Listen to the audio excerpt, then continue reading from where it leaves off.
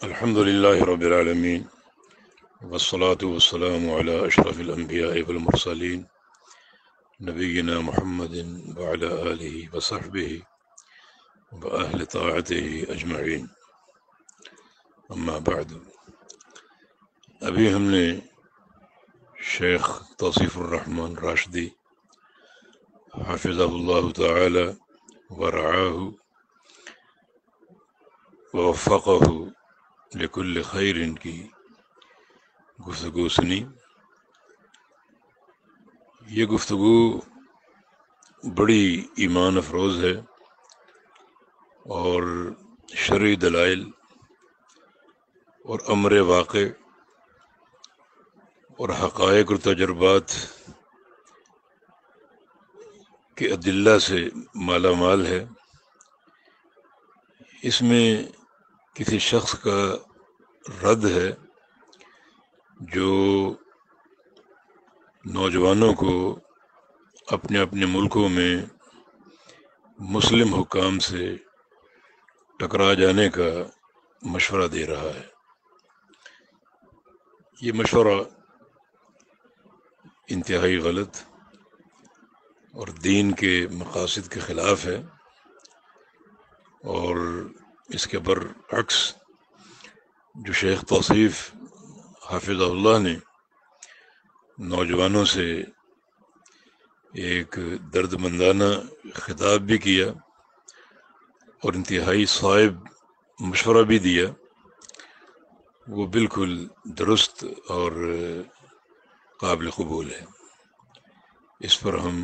دعا گو ہیں کہ اللہ رب العزت تمام وہ منفی عناصر جو اس وقت امت میں انقلاب کے نام پر فساد بپا کرنے کے درپے ہیں، اللہ تعالیٰ ان کو ہدایت دے، اور وہ دعات جو حق کے پیغامبر بنے ہوئے ہیں اور اصلاح اور تمییز کا ایک عظیم باب کھولے ہوئے ہیں امت کی رہنمائی کے لیے، اللہ تعالی ان کا سایہ تا دیر قائم رکھے، اور اللہ رب العزت ان کی زبانوں میں،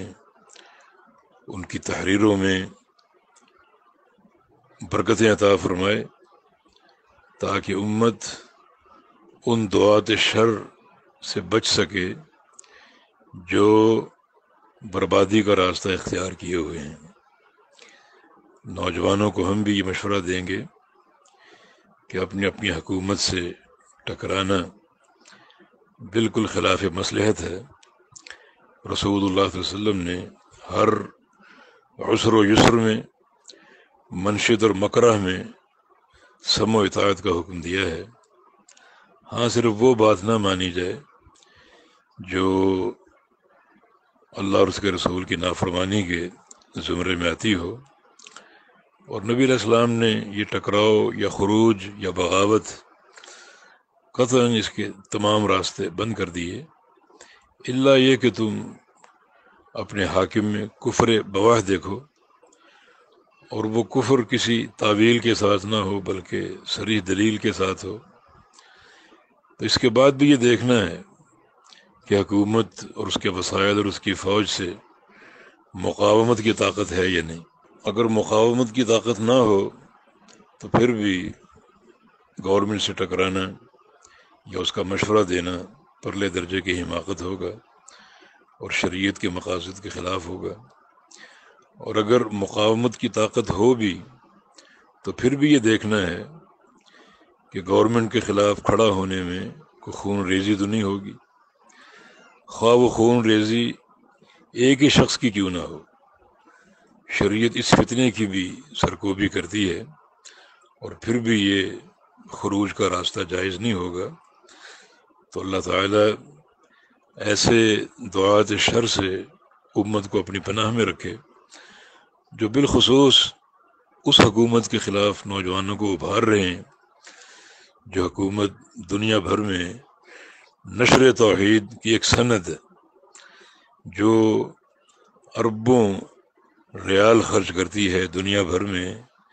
اقامت توحید کے لیے، اقامت سنت کے لیے سعودی عرب میں موجود جامعات،